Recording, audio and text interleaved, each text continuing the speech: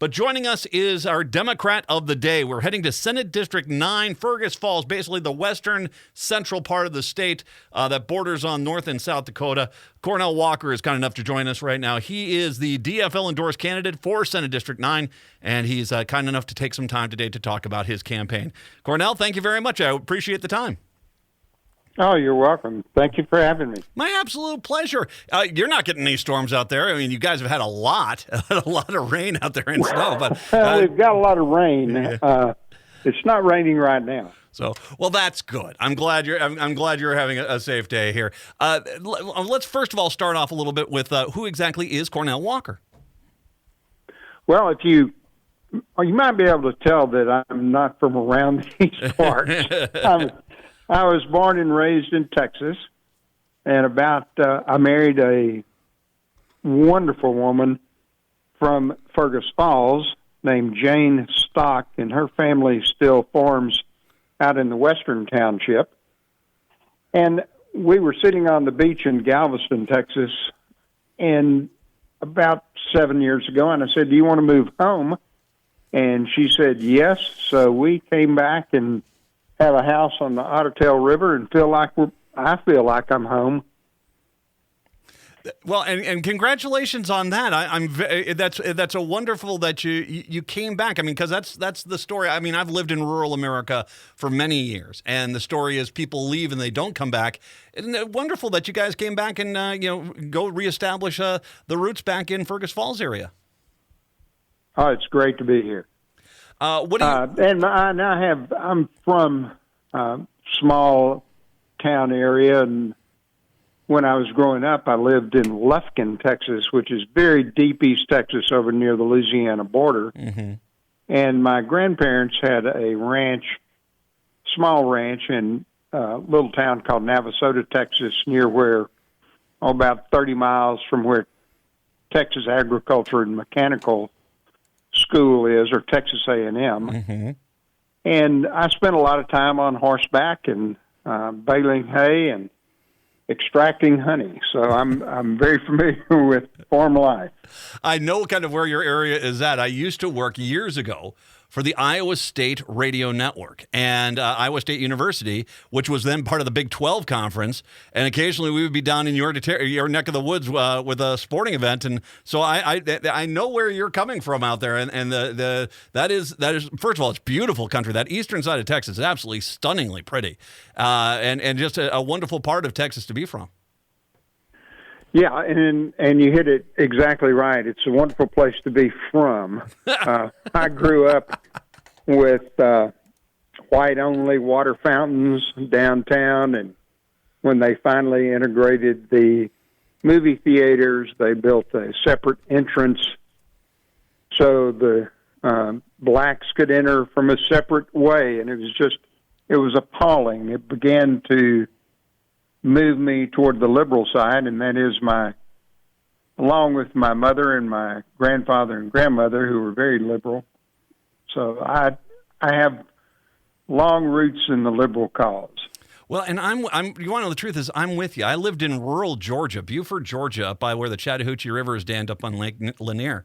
And it was my first experience there, and I got down there, and that experience formed a lot of my political beliefs early on, just as a young kid, to see the discrepancies that were still going on in the 1980s back then. Those life experiences, I think that a lot of times that's where a lot of our motivation, especially when it comes to politics, comes from. Oh, yeah, I agree, absolutely.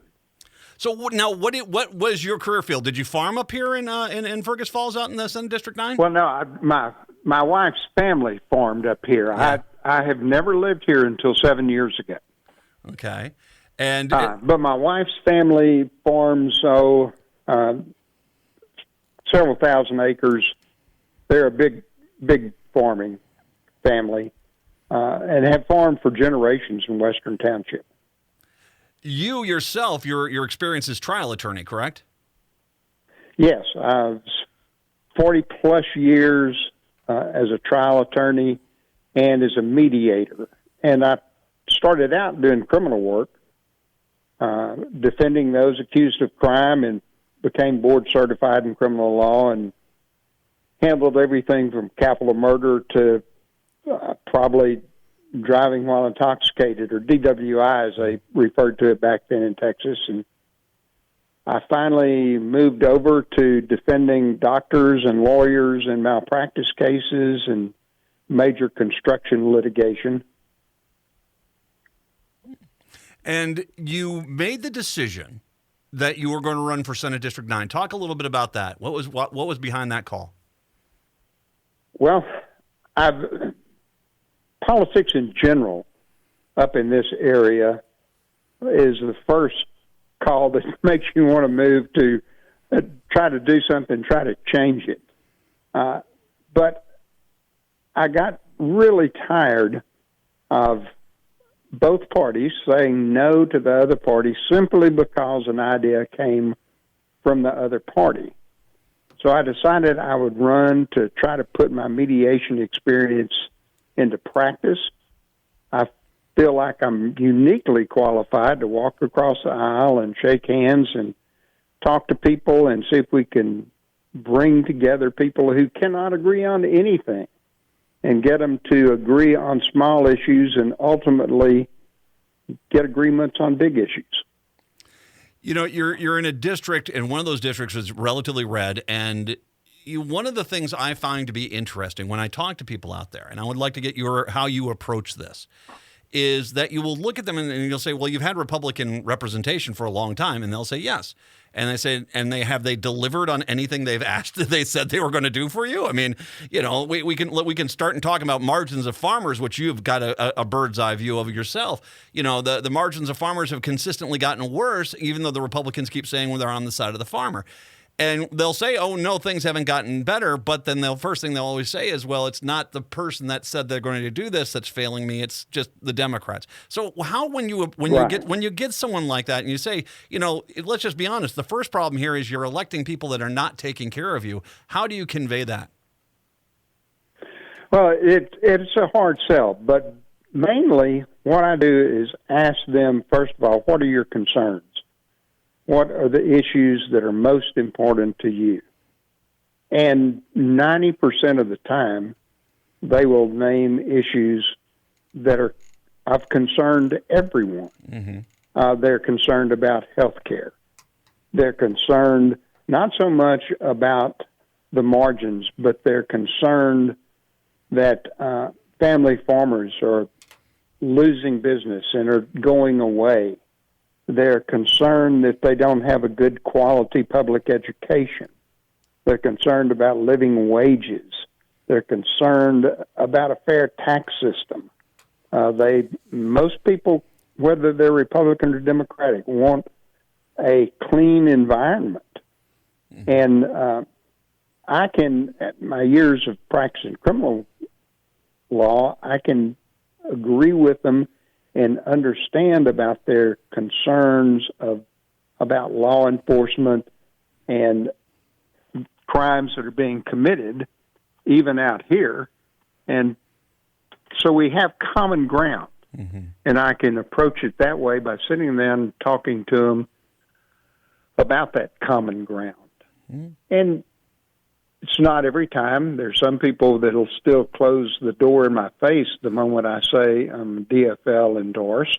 But most people want to change. They want to try to have a more civil discourse and a more civil legislation and legislators. So that's my approach to trying to get agreements and try to win votes.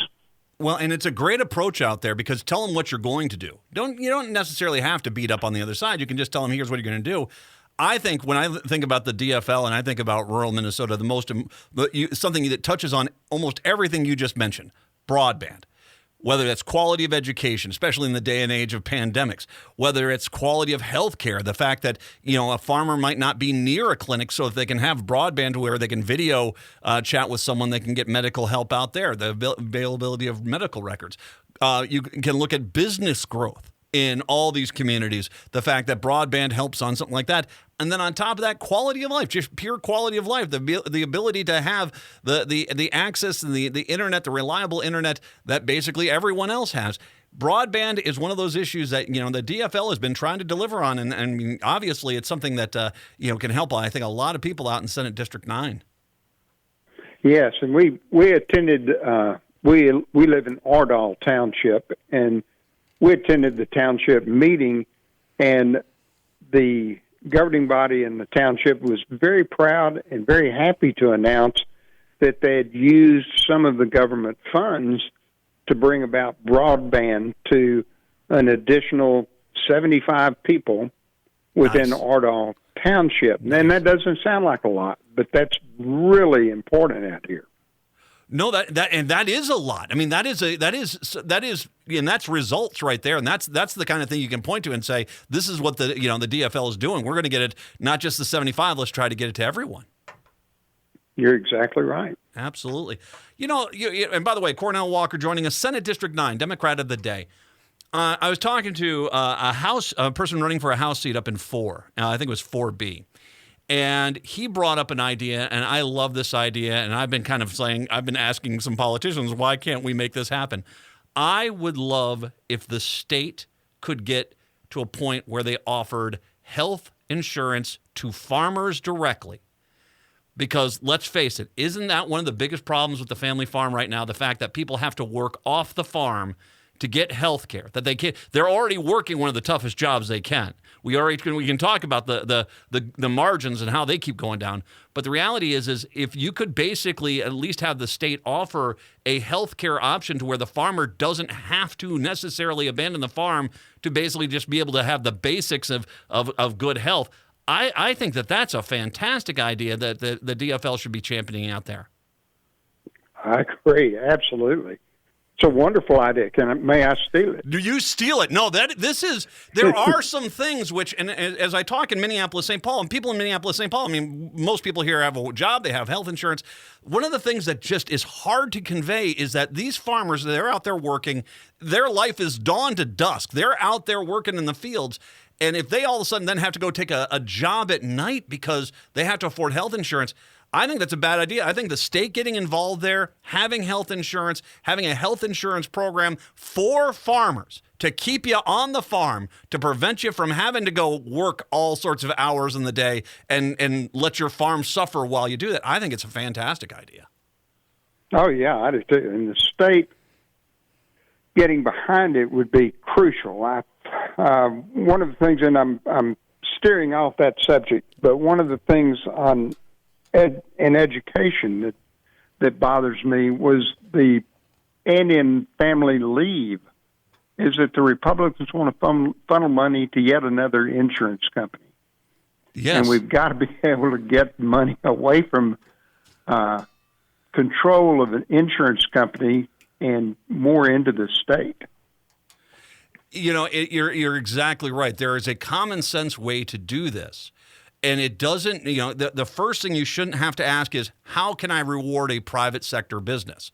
The thing that you can say is, are we offering family leave that basically is just, it's the rule? Because like you said, there's the problem is that you get into these small towns and you have a kid, I've been there. How many times have you gone into a place and they've got a baby in there with them because they had to get back to work. They couldn't take the time off. They had to have the baby. I have been there in hardware stores, in restaurants. I have seen that. And I think that is something that if we can at least give that option to people, I think that would be a godsend for a lot of families. Yeah, it would. There's no question. Cornel Walker, Senate District 9. Boy, I want to see you. I would love to see you in St. Paul. I think that this would be a nice pickup for the DFL. But as you say, you've got it's a pretty good sized district out there, correct? Yes, it's Travers, all of Travers, Wilkin, Grant, Otter Tail, and 11 western townships in Douglas counties. So we're four and a third counties.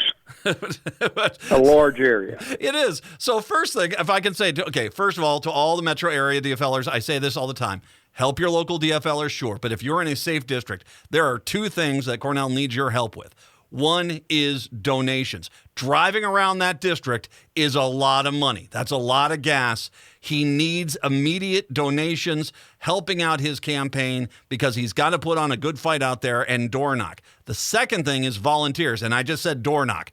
Door knockers, phone bankers, anyone that can get out there. We got a summer up ahead of us. It's easy for many of us to get out of here, go over to Fergus Falls, help out, knock on some doors for Cornel, and then have some fun out in the district, by all means. So, Cornel Walker. Wonderful. Well, and that's what you have to do.